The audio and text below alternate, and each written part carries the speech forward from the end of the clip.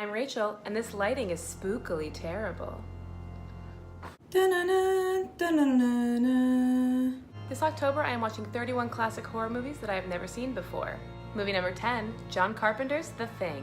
We open with this gloomy synth music. A UFO enters Earth's atmosphere. Then it's Antarctica, 1982. A Norwegian helicopter is hunting down a dog. At a nearby science center, RJ McReady plays digital chess and then calls the computer a cheating bitch. The helicopter lands near the science center and explodes. The pilot is quickly killed.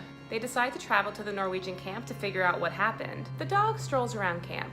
The Norwegian site has been completely destroyed. They find a human-ish corpse and they bring it back to camp. Dr. Copper performs an autopsy and says its insides are completely normal. Clark kennels the dog. Its body explodes. Spidery, tentacly legs burst out everywhere and grab the other dogs. Mac and Childs burn it alive.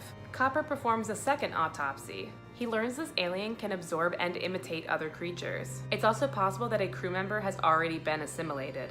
They visit the Norwegian camp again and find the UFO. The team argues about aliens for a bit. Are they real? Are they not real? They're clearly real. Windows walks in on the creature assimilating Bennings. It's wet. Meanwhile, Blair completely loses it. They lock him in a tool shed. They realize they can tell who is human and who's not by testing stored blood samples against new blood samples. Bad news though, the thing already got to the blood samples. There's a lot of infighting. Mac is put in charge. Copper, Gary, and Clark are all drugged since they're the top alien suspects. There's whooshing. Blair begs to come inside, but Mac says no. Soon everyone thinks Mac's been infected. He threatens them with dynamite to stay alive. Whatever works.